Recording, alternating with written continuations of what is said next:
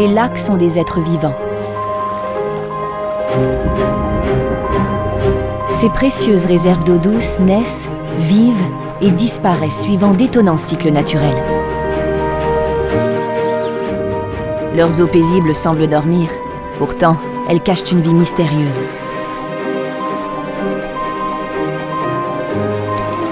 Les lacs ne se révèlent qu'aux hommes et aux femmes qui prennent le temps de les observer patiemment. C'est en leur compagnie que nous allons découvrir leurs secrets.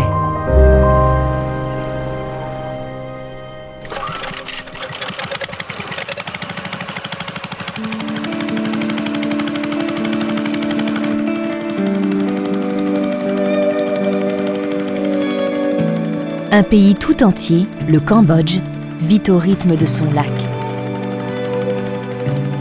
Au cœur du royaume khmer, un lac immense et généreux contient la plus grande réserve d'eau douce d'Asie du Sud-Est, le Tonlé Sap. Son nom signifie rivière d'eau fraîche, en hommage au Mékong, le fleuve d'où provient la plus grande partie de son eau. Le Tonlé Sap inonde une des plus grandes forêts lacustres de la planète, un fabuleux sanctuaire naturel où des oiseaux migrateurs, venus de toute l'Asie, font halte pour se nourrir. De tous les lacs asiatiques, le Tonlé Sap est sans doute le plus généreux. Plus de 3 millions de Cambodgiens dépendent de ses eaux poissonneuses. Mais c'est aussi un lac capricieux, dont l'eau disparaît et réapparaît au rythme des saisons. Aussi vaste qu'une mer à la saison haute, il se transforme en étang boueux à la saison sèche.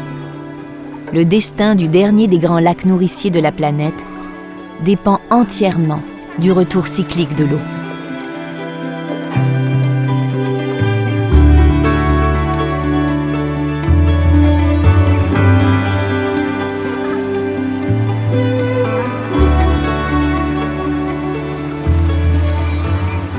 Dans les 90 villages qui se trouvent sur ces rives, plus d'1 million de personnes vivent au rythme du Tonlé Sap.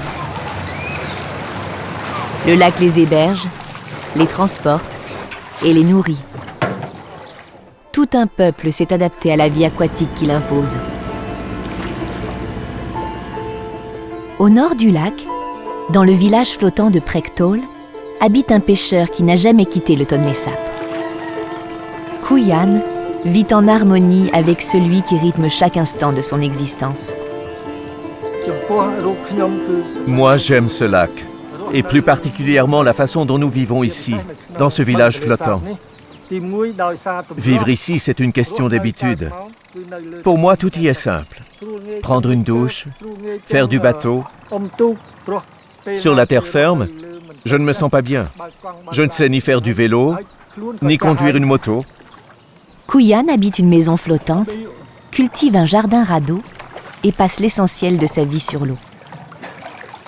Les bambous qui soutiennent le jardin flottant doivent être remplacés chaque année. C'est une corvée dont Kuyan s'acquitte en véritable homme-poisson. Je suis né au bord de ce lac. Nous sommes pêcheurs de père en fils. Je connais le Tonlé Sap par cœur. Tous les poissons qui y vivent, même ceux qui se cachent dans la boue. Je connais aussi le vent, son orientation, la migration des poissons aussi. Kuyan sait que ce sont les hommes qui doivent s'adapter au mouvement du lac et non l'inverse. Car le Tonlé Sap est un écosystème changeant qui mène une double vie. Le lac se vide et se remplit selon un rythme saisonnier qu'il impose à toutes les créatures lacustres. Quand l'eau manque, il se transforme en un véritable marécage. Quand elle revient, le lac s'étale, il ne connaît plus de limites. Tout l'écosystème lacustre dépend de ce cycle aquatique primordial. Chaque année, entre mai et juin, la mousson est de retour.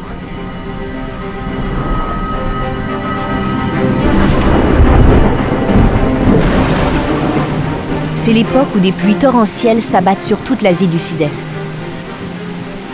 L'eau des glaciers de l'Himalaya dévale les pentes des montagnes et se mêle à l'eau de pluie.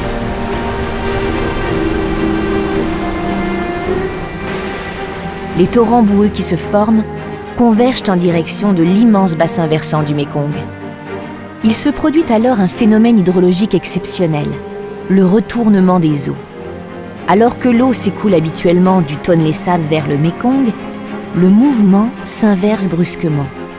Le débit du Mékong devient si puissant que l'eau du fleuve en crue remonte en direction du lac.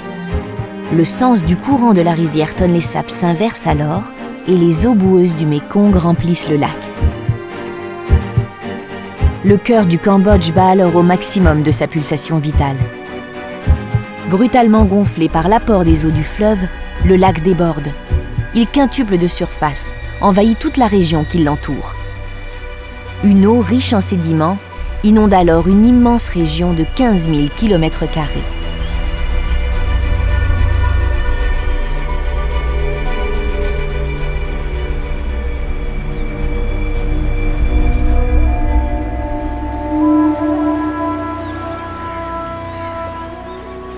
L'écosystème du Tonlé Sap subit alors une transformation radicale. Les rizières absorbent le trop-plein d'eau et la végétation, stimulée par l'apport d'alluvions, prend un nouveau départ. Durant plusieurs mois, le niveau du lac va continuer à s'élever, passant d'à peine 50 cm à plus de 8 mètres. Un nouvel équilibre s'installe entre la terre et l'eau, mais c'est un équilibre fragile.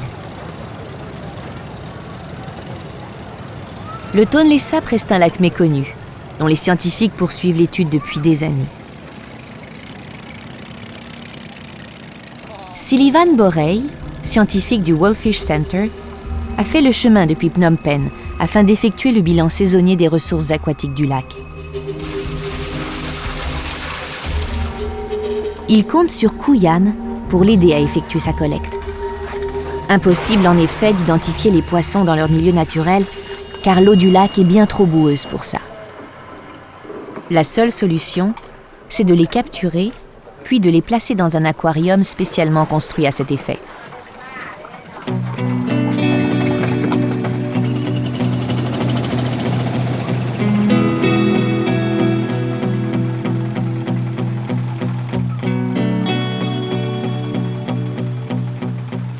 Peu étudiés, les poissons du Tonlé Sap sont pourtant d'une importance capitale pour le Cambodge.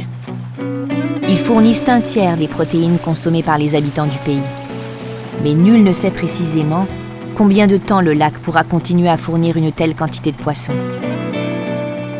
Pour le Tonlé Sap et sa faune, l'intensité de la mousson est déterminante.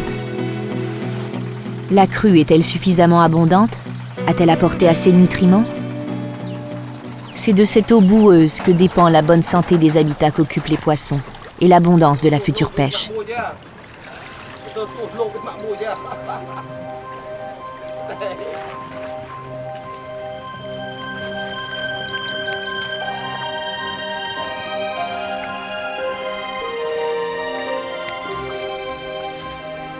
Kuyan a tendu ses filets entre la cime des arbres immergés. Il sait que ces arbres noyés, riches en insectes et en baies, abritent de nombreuses espèces de poissons.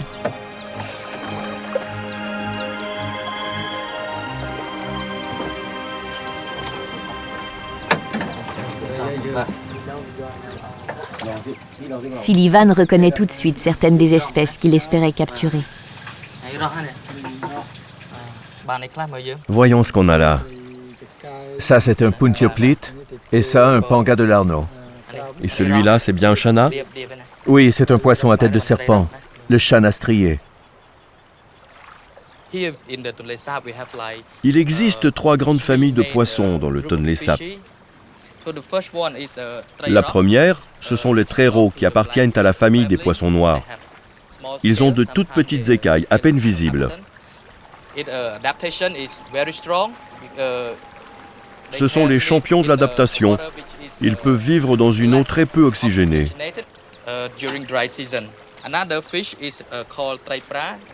Il y a une autre espèce de poisson qu'on appelle trépra. Ces poissons font partie de la famille des poissons blancs. Leur couleur est argentée, très claire. Ils nagent en eau vive. À la saison sèche, Ils migrent en amont à plusieurs centaines de kilomètres d'ici pour se reproduire. Là, j'attrape un autre type de poisson, le trekancho, qui appartient à la famille des poissons gris. Ils ont un degré d'adaptation assez fort. Ils n'ont donc pas besoin de migrer trop loin du Tonlé Sap pour se nourrir et se reproduire durant la saison sèche. Ils se réfugient dans les affluents du lac.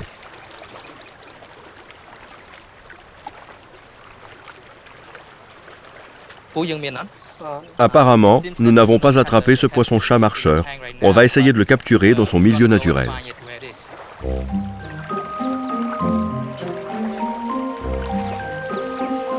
Un spécimen important manque encore à l'appel, le silure grenouille ou poisson-chat marcheur.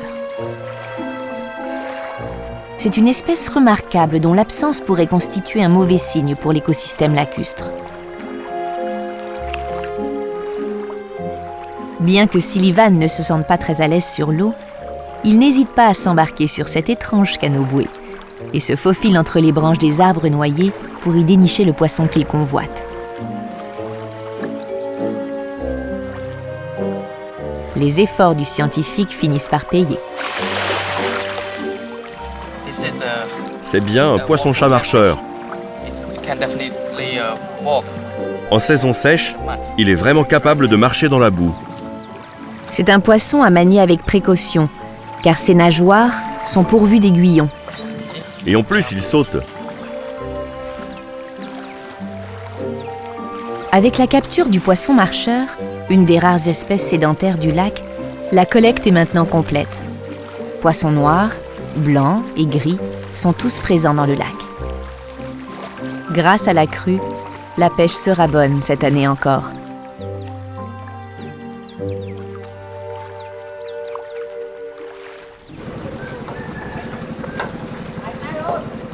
Pendant les 8 mois de hautes eaux, les habitants du Tonlé Sap ne voient plus la terre ferme. Les bateaux des pêcheurs encombrent alors les canaux des villages et la pêche redevient l'activité principale. C'est l'époque où toute la vie locale se déroule à nouveau sur l'eau. On prend le bateau pour se rendre à l'école, pour transporter les marchandises, et sur certaines barques, on cultive même des légumes dans d'ingénieux jardins suspendus.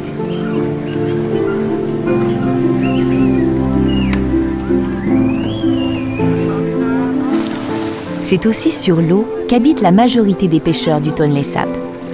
Certains privilégient un habitat fixe, typiquement cambodgien, formé de maisons montées sur de hauts pilotis, dont l'étage supérieur reste au sec toute l'année.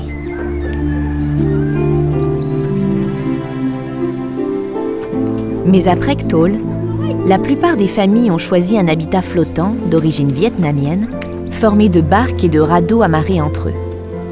Comme leurs habitants, ces maisons-bateaux s'adaptent à la moindre variation du Tonlé Sap. Elles accompagnent le mouvement, montent et descendent au même rythme que le lac. C'est dans l'une de ces maisons flottantes que Kuyan vit depuis toujours. Comme beaucoup d'autres pêcheurs du Tonlé Sap, il élève des crocodiles du Siam dans des cages flottantes. Autrefois nombreux dans le lac, ces animaux sont aujourd'hui rares à l'état sauvage. Dans quelques mois, lorsqu'ils auront atteint une taille suffisante, les plus beaux spécimens seront vendus au Vietnam ou en Thaïlande, où leur peau sera transformée en sacs et en chaussures.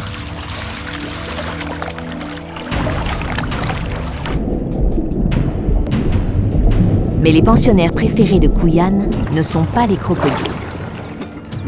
Ce sont des poissons d'élevage d'une taille peu commune, dont ils ne se sépareraient pour rien au monde. Ce sont des pangas, de grands poissons-chats qui peuvent peser de 50 à 70 kilos. Ceux-là, ils ont environ 5 ans.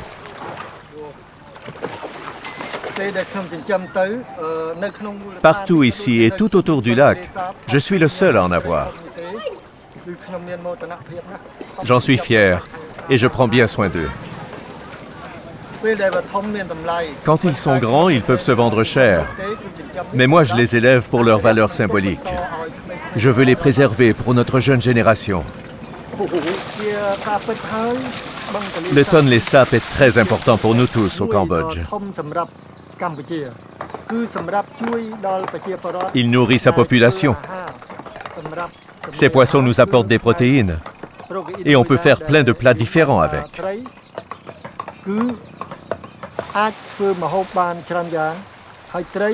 On vend notre pêche aussi bien au Cambodge que dans les pays voisins. Toute la population vit grâce au lac. L'eau continue à monter jusqu'au mois d'octobre.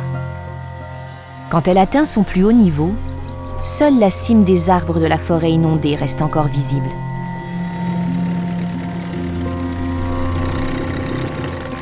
Les poissons se dispersent alors dans l'immense lac et les pêcheurs nomades n'ont pas d'autre choix que d'accompagner leur migration.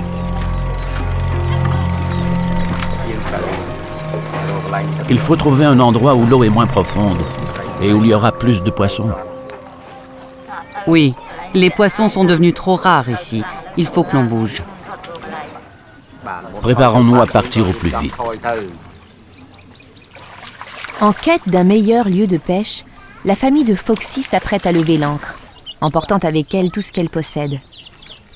Le pêcheur et son fils amarrent ensemble le vivier à poissons, la maison et le précieux jardin flottant.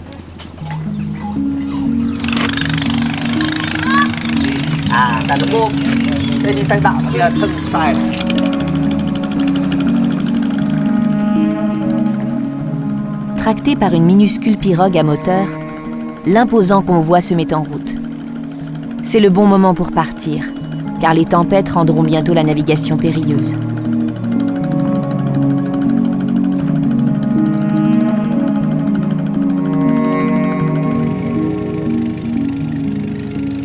Au gré des caprices des poissons, les habitations flottantes des pêcheurs nomades changent ainsi de place jusqu'à 12 fois par an. C'est au prix de cette existence itinérante que ces familles vivent en constante harmonie avec les ressources du lac.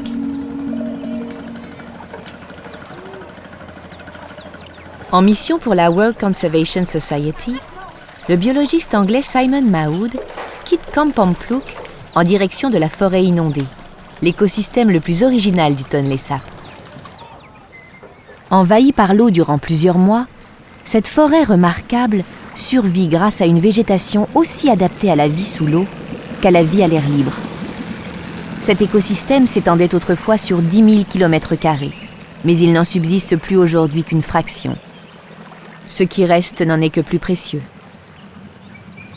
Le Tonlé Sap abrite une immense forêt inondée d'environ 300 km². Il n'existe que 5 espèces d'arbres capables de survivre à des conditions aussi extrêmes que la sécheresse et l'inondation qui se répètent chaque année. À cette époque de l'année, c'est sous l'eau qu'il faut aller chercher les échantillons les plus intéressants. Tu en as trouvé une? Oui. Oui, c'est ça. C'est le seul arbre du Tonlé Sap capable d'effectuer la photosynthèse sous l'eau. C'est incroyable. Barringtonia acutangula ne perd pas ses feuilles, bien qu'il reste sous l'eau pendant 5 longs mois. Les poissons nagent parmi ses branches et se nourrissent de ses feuilles. L'arbre fleurit et produit même des fruits sous l'eau quand ses fleurs sont pollinisées par les poissons. Ce sont aussi les poissons qui dispersent ensuite ses graines. C'est incroyable.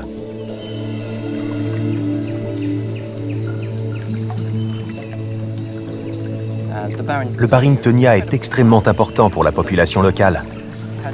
Il a des feuilles brillantes, un peu grasses, que les gens d'ici viennent cueillir pour les consommer en soupe ou en salade. Ses racines sont utilisées depuis toujours pour traiter la malaria et d'autres maladies.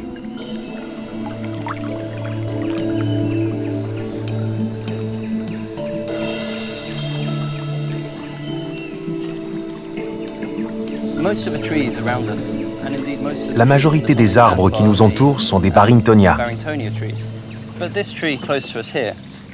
Mais celui-là, c'est un Diospyros cambodiana, un arbre très important pour les oiseaux aquatiques. Ces arbres peuvent atteindre une taille imposante et constituent donc un endroit idéal pour nicher. C'est pour cela qu'il y a tant de cigognes, de pélicans et d'oiseaux serpents au Tonlé Sap.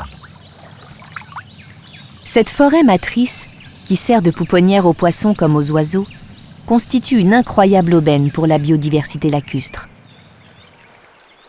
De telles forêts humides sont devenues très rares en Asie aujourd'hui. L'importance et l'originalité de cette mangrove d'eau douce lui ont valu d'être classée réserve de biosphère par l'UNESCO en 1997.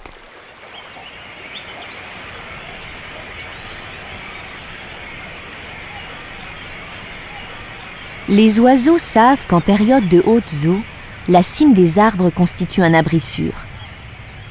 C'est l'époque où l'ornithologue Sun Visal rend visite à ses protégés presque chaque jour. On va au poste là-bas.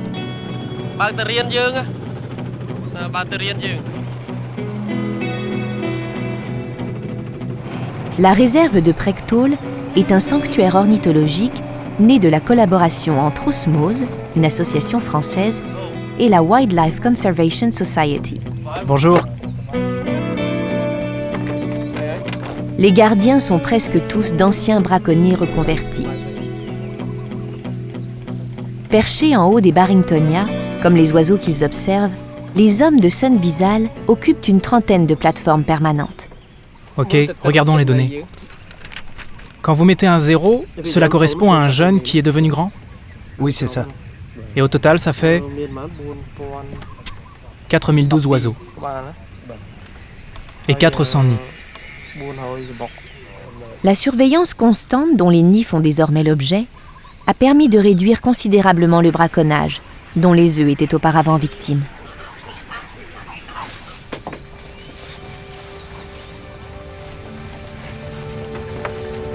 Afin de pouvoir les approcher, Sun Visal a fait construire une plateforme d'observation. Manœuvré à la rame, le radeau doit être positionné avec beaucoup de précaution. Puis, il faut patienter des heures avant que les oiseaux n'osent enfin regagner leur nid.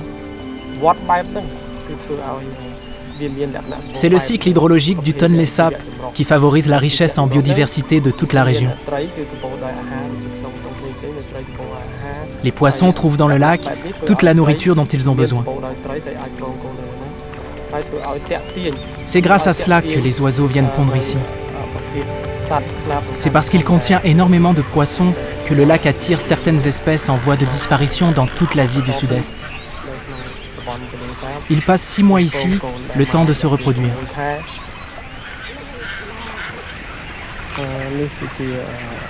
Là, c'est la réserve des Aningas à ventre noir. On les appelle aussi oiseaux-serpents, une espèce en voie de disparition dans le monde entier. En 2002, il en restait seulement 250 couples, alors qu'aujourd'hui, en 2014, leur population a atteint 7000 couples. Et leur nombre ne cesse de croître. Cette réserve est vraiment unique en Asie du Sud-Est. Ils sont tellement nombreux qu'ils recouvrent entièrement les arbres. C'est incroyable. Mais il ne suffit pas de surveiller les oiseaux. Il faut aussi tenter d'impliquer la population locale dans leur protection. Sun Visal sait que les écoliers des villages alentours feront d'excellents porte-parole. Que voyez-vous sur la pancarte rouge? Des oiseaux. Les oiseaux du Tonlé Sap qui sont menacés. Qui peut me montrer l'aigrette? Tu en as déjà vu? Tu en as mangé? Non. En initiant les enfants du lac à l'observation des oiseaux, Sun Visal espère leur faire comprendre l'importance de la préservation des espèces rares du Tonlé Sap. Aninga, cigognes, ibis et hérons prendront bientôt leur envol afin de poursuivre leur migration. Ils ne reviendront à Prectol que dans quelques mois. Chaque année, des dizaines d'espèces d'oiseaux, dont certaines sont devenues très rares, trouvent ici leur plus précieux refuge.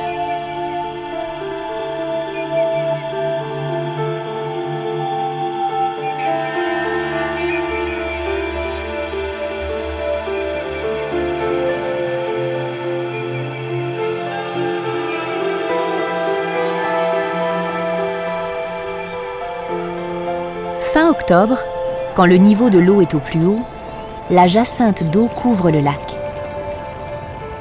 Cette plante invasive, originaire d'Amazonie, étouffe le tonlé sap. Elle gêne la pêche et la navigation, pompe le précieux oxygène du lac. Par petites équipes, les femmes de Prectol tentent de libérer le lac de cet étau végétal.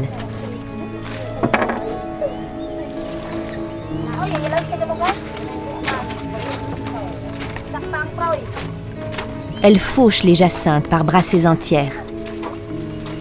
Leurs racines deviendront du terreau, leurs fleurs seront mangées et les tiges serviront à tresser des hamacs. Les femmes de Prectol ont su faire une ressource du fléau qui s'abat chaque année sur le tonlé sap. Quand les jacinthes d'eau prolifèrent et que les serpents nagent près de la surface, c'est que l'eau a atteint son plus haut niveau. Pour Kuyan, c'est le début d'un nouveau type de pêche. Celui-là est mort depuis un moment.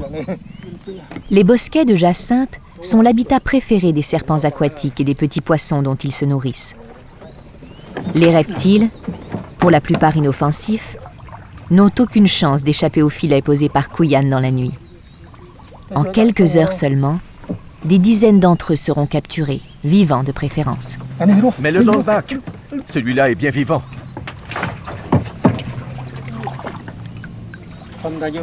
Les milliers de serpents prélevés chaque jour dans le tonlé sap ne sont pas destinés à varier le menu des pêcheurs, mais à nourrir leurs précieux sauriens. C'est au menu des crocodiles que le serpent remplace le poisson en cette saison. Des milliers de serpents aquatiques disparaissent ainsi chaque année dans le ventre des crocodiles d'élevage du tonlé sap. C'est la pêche aux serpents la plus importante au monde.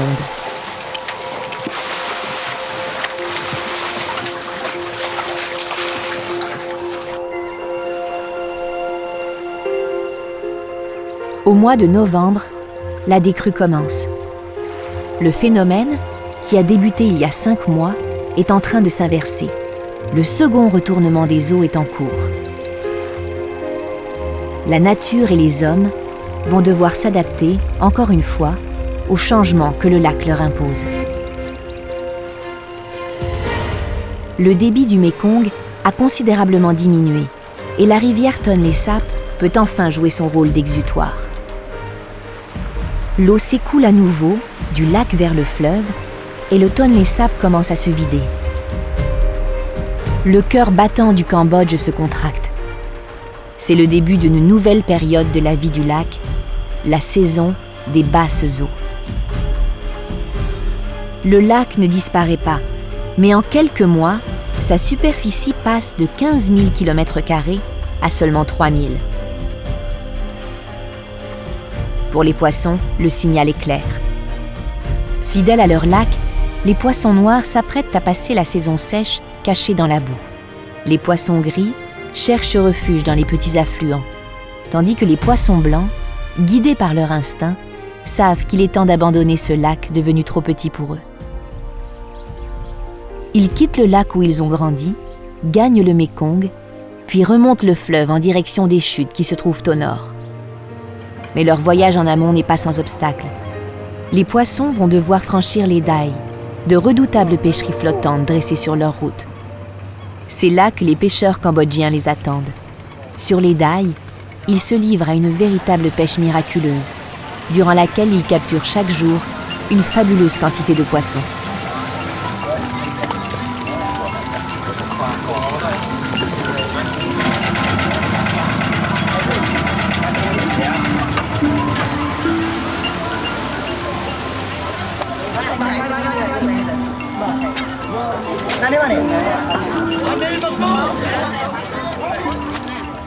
Au total, ce sont plus de 15 000 tonnes de poissons qui sont pêchés ici chaque année grâce à l'incroyable productivité du Tonlé Sap.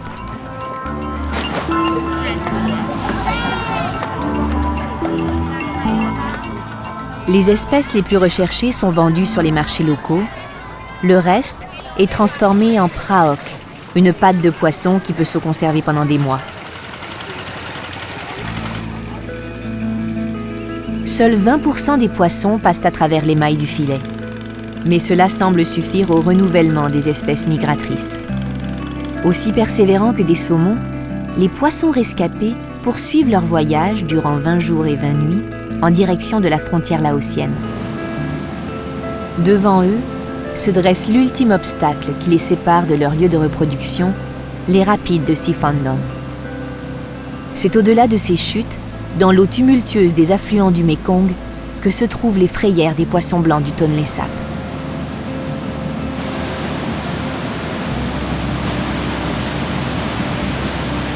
À la prochaine mousson, leurs petits alevins redescendront le Mékong pour aller grandir dans les eaux boueuses du Grand Lac.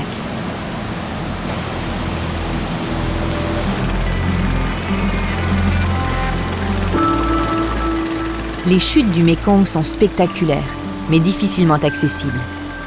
C'est un endroit pour lequel un photographe thaïlandais, Suthep Kritsanavarin, s'est pris de passion. Depuis 10 ans, il y revient chaque année afin de poursuivre son reportage photographique sur les pêcheurs des rapides du Mékong.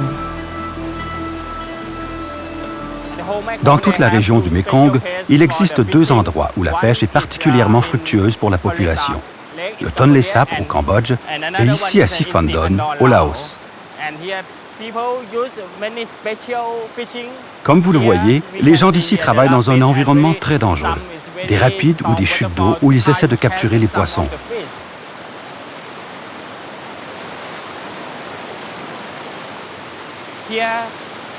Ici, c'est le centre de Siphandon. Plus de 100 espèces de poissons empruntent cette route de migration vers le nord.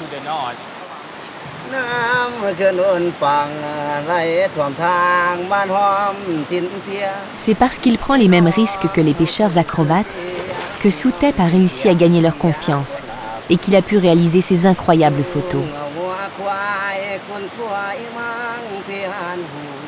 En 2011, les pêcheurs de Siphandon parvinrent enfin à capturer le poisson mythique qu'ils traquaient depuis des années. Pour moi, la photo la plus importante de ma vie, c'est celle du poisson-chat géant que j'ai pris ici dans le Sahong Channel. J'ai attendu 2 ou 3 ans pour prendre ce cliché. J'étais très excité de le découvrir pour la première fois dans son milieu naturel. Ces photos étaient très importantes, car une image peut prouver bien des choses. Jusque-là, il n'y avait aucune preuve que ces poissons migraient sur une aussi grande distance. 1000 kilomètres depuis le Tonlé Sap, en passant par ici, pour aller pondre encore plus loin dans le nord. Le poisson-chat géant fait partie des derniers représentants d'une espèce qu'on trouvait autrefois dans le Tonlé Sap. Aujourd'hui, seuls quelques rares spécimens vivent encore dans les rapides de Siphandon.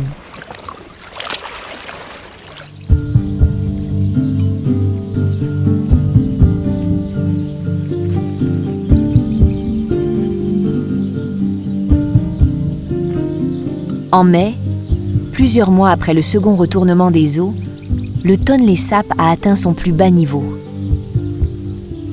Rizières et routes ont fait leur apparition, là où l'eau régnait. Mais la boue, omniprésente en cette saison, n'est pas un obstacle. C'est un véritable trésor offert par le lac. Les sédiments apportés par la crue se sont déposés partout.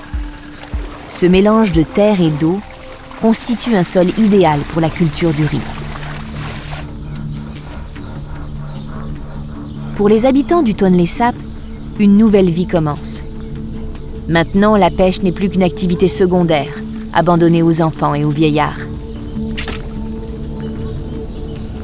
Les pêcheurs d'hier ont remisé leurs barques et se métamorphosent en agriculteurs le temps d'une saison. Il n'y a pas de temps à perdre. À peine le lac s'est-il retiré, qu'on laboure, plante, récolte. Quelques mois de décrue suffiront tout juste pour assurer la récolte de riz annuelle. Maintenant, Kampong Phluk a émergé de l'eau. L'ancien village lacustre peut désormais être traversé à pied sec. De chaque côté du village, un chenal étroit et boueux constitue tout ce qu'il reste du Grand Lac. Les hautes maisons khmères ne sont plus accessibles qu'à l'aide d'échelles. Seuls quelques pêcheurs irréductibles naviguent encore. Les autres ont déjà opté pour une vie terrestre. Biologiste des pêches au World Fish Center, Éric Barran est un observateur attentif du Tonlé Sap depuis près de 20 ans. Entre deux campagnes de recherche sur le Mékong, le scientifique retourne régulièrement ausculter le lac. En tout cas, moi, ça me fait plaisir de revenir parce que quand on est venu au mois d'août, l'eau arrivait au ras des maisons. Et là, tu vois la différence. On voit tous les engins de pêche, on voit cette forêt là de bois. Et les engins de pêche, ils sont en train de les préparer maintenant. Pendant la saison sèche, l'entretien du matériel de pêche occupe une grande partie du temps des habitants de Kampong Phlouk. La vie reprend au pied des maisons araignées et on doit réapprendre à faire du vélo. Les enfants jouent au ballon entre les crevettes qui sèchent à même le sol, à l'endroit précis où ils se baignaient il y a quelques mois encore.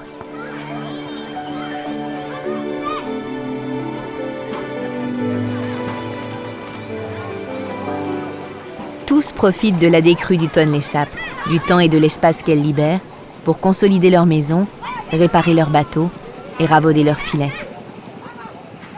Les gens qui dépendent vraiment de la pêche et de l'eau, il y en a un peu plus d'1 million. Et ces gens-là, ils consomment plus de 40 kilos de poissons par personne et par an, ce qui fait plus de 100 grammes par jour et par personne. À ce titre-là, on peut dire que le lac est vraiment nourricier pour sa population. D'un point de vue écologique, ce lac il est exceptionnel. Il varie de 1 à 5. Dans sa plus grande surface, c'est à peu près la surface de la Corse. Et ensuite, il va rétrécir jusqu'à sa taille minimale. Là, ça devient extrêmement dur pour les espèces de survivre, parce qu'il devient très peu profond. On va passer d'une profondeur d'à peu près 8 mètres jusqu'à 1 mètre, quelquefois un demi-mètre de profondeur. L'eau devient très chaude, il y a très peu d'oxygène et il y a très peu d'espèces qui peuvent survivre.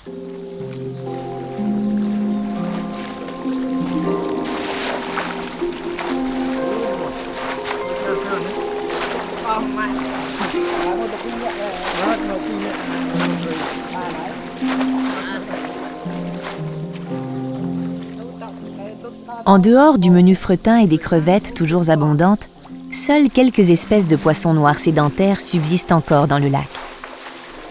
Pour les capturer, pas besoin d'un filet, une simple nasse suffit. À cette période de l'année, la forêt inondée n'est plus qu'un bourbier. Les poissons qui n'ont pas migré se sont enfouis dans la boue et constituent des proies faciles pour un pêcheur aussi habile que Kuyan.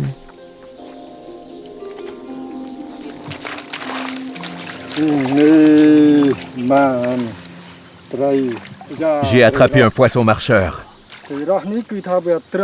Ce poisson survit dans la boue. Il est très malin, ce poisson. Il est capable de s'adapter aux 2 saisons. Il peut se faufiler partout et il avance comme ça. La métamorphose du lac a contraint le chanas strié, un des membres de la famille des poissons marcheurs, à se transformer en animal terrestre, l'espace d'une saison.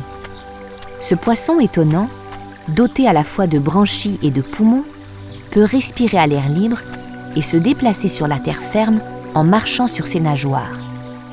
Mi-aquatique, mi-terrestre, ce poisson est vraiment le plus emblématique des habitants du Tonlé Sap. En s'obstinant à pêcher durant la saison sèche, Kuyan fait exception. La majorité des villageois consacrent généralement ces quelques mois à leurs rizières. C'est aussi dans les rizières qu'ont trouvé refuge la plupart des serpents aquatiques du Tonlé Sap. C'est ici que Nan Thi les traque. Considéré comme un des meilleurs experts en reptiles du Cambodge, le scientifique veut tirer un bilan de la pêche intensive dont ces animaux ont fait l'objet les mois précédents. Oh, c'est un serpent arc-en-ciel. Cette espèce, on la trouve partout autour du Tonlé Sap et au Cambodge.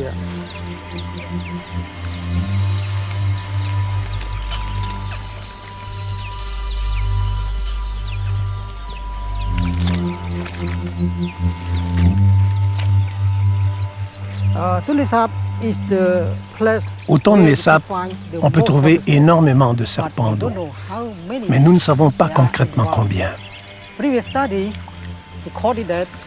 Une étude rapporte que 4 à 7 millions de serpents sont chassés chaque année.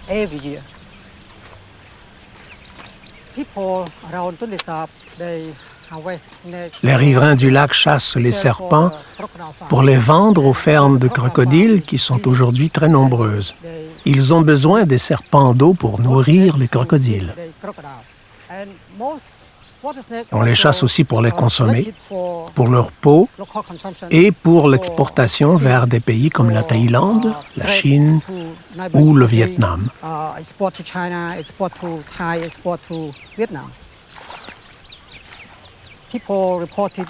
Les gens disent que par le passé, ils pouvaient vendre jusqu'à 50 kilos de serpents. Mais aujourd'hui, ils n'en vendent plus que 15 kilos. Cela représente un déclin de 70%.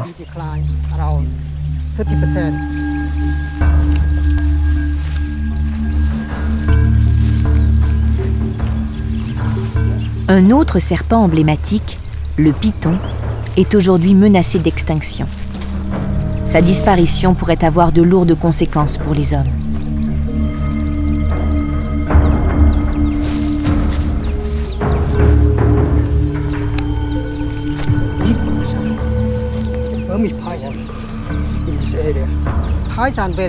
Le python joue un rôle très important dans le maintien de l'écosystème et de la chaîne alimentaire, car il régule le nombre de rongeurs.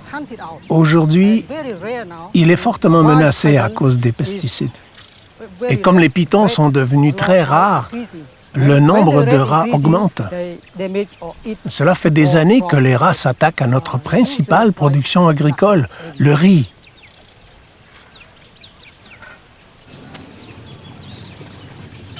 Muy bien.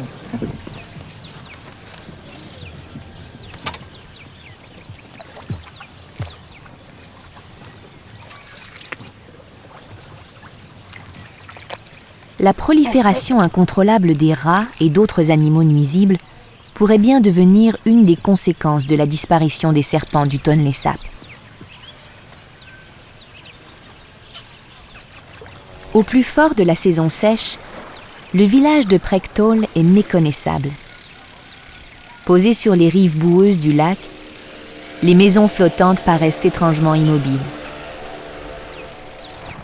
Dans les rares canaux qui subsistent encore, la température de l'eau peut monter jusqu'à 30 degrés. Pour Kuyan, le moment est venu de déplacer ses crocodiles sur la terre ferme. Il faut beaucoup d'adresse pour transférer les crocodiles vers leur nouvel habitat. L'opération est délicate. Les sauriens ne doivent pas être blessés, et leurs propriétaires non plus.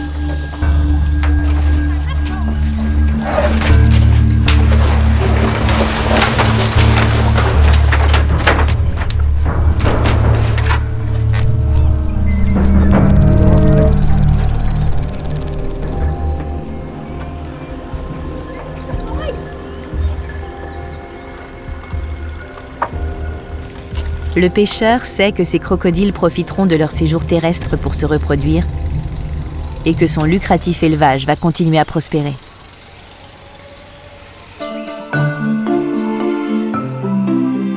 Privée d'eau, la forêt inondée s'est totalement métamorphosée.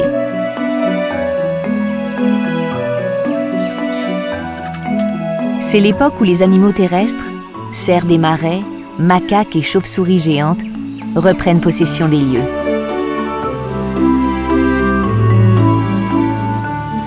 Près des villages, la forêt, enfin redevenue accessible, est aussi mise à contribution par les hommes. Pendant la saison sèche, elle fait l'objet d'une exploitation intensive. Les villageois y glanent l'indispensable bois de chauffe, coupent des madriers qui deviendront les pilotis de leur nouvelle maison et collectent de quoi réparer leurs bateaux.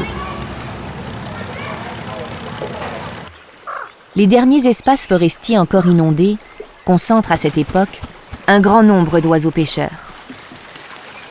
La chaleur provoque parfois des averses passagères qui attirent à la surface les poissons en quête d'insectes. Ils constituent alors des proies faciles pour les pélicans et les aigrettes, dernières espèces d'oiseaux à ne pas avoir encore migré.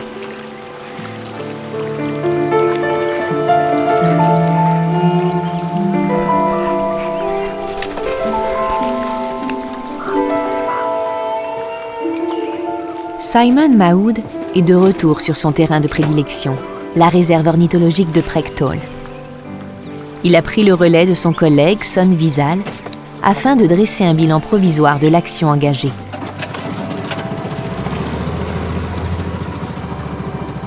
Le niveau de l'eau a beaucoup diminué. Maintenant, les arbres sont bien visibles au-dessus de la surface. C'est complètement différent de la dernière fois où nous sommes venus, en novembre, au maximum de la crue.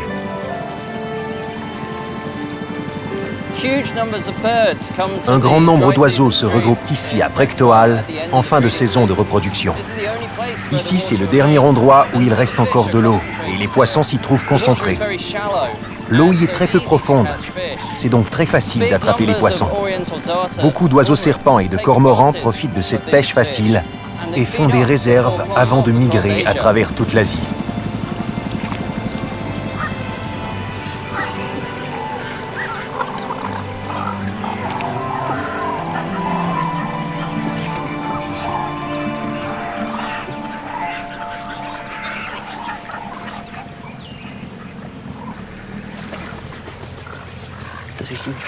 Il y a un groupe de pélicans à bec tacheté droit devant nous. Il faut que nous restions très silencieux. Ces oiseaux ont été chassés par les humains pendant des centaines d'années. À présent, ils ont peur des hommes et des bateaux.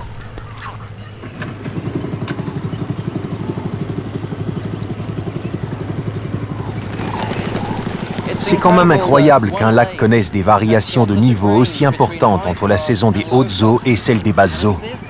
C'est précisément pour cette raison qu'il y a tant d'espèces d'oiseaux qui viennent nicher ici. À ce niveau, le Tonlé Sap est unique au monde. C'est pour ça qu'il m'est très cher, car il est exceptionnel. Je ne connais aucune autre région au monde où la protection des oiseaux aurait pu apporter un bénéfice aussi direct à ses habitants qu'ici.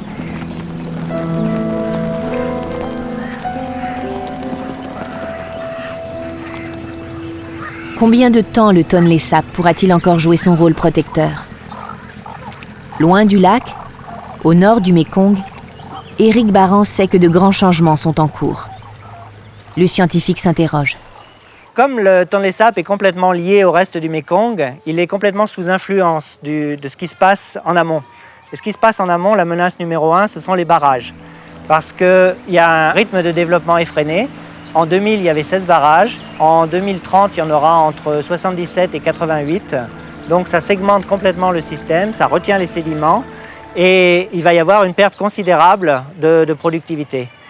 Les gens n'ont pas le temps de s'adapter à ça. Ils s'adaptent aux variations saisonnières, ils se sont adaptés au cours de l'histoire. Mais là, ça va si vite que les enfants n'ont pas le temps d'aller à l'école pendant des années pour apprendre d'autres métiers. Et il va y avoir des problèmes nutritionnels et sociaux à craindre à cause de cet impact rapide. Ce n'est pas le fait en soi qu'il y ait des barrages, le système évolue, l'homme a besoin d'électricité, mais ça va trop vite.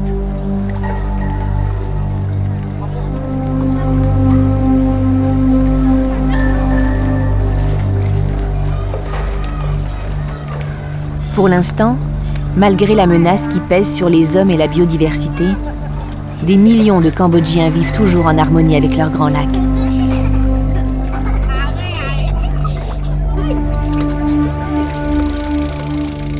Les habitants du Tonlé Sap ne peuvent imaginer qu'un jour, il n'en sera peut-être plus ainsi, et que le lac pourrait cesser de leur dispenser ses richesses.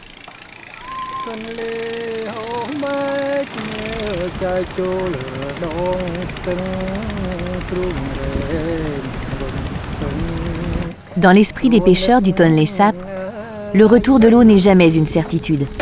C'est une offrande du ciel. Ils font confiance au lac et aux anciennes divinités qui l'habitent pour leur ramener la mousson salvatrice. Jusqu'ici, la crue du Mékong a toujours tenu ses promesses. Cette année encore, l'eau est remontée vers le lac, elle y a déposé sa boue fertile et ramené avec elle des poissons innombrables. Le Mékong a une nouvelle fois inondé la terre khmer, fertilisé la forêt et les champs. Les hommes ont semé et récolté, les poissons et les oiseaux se sont multipliés, les plantes et les arbres ont prospéré.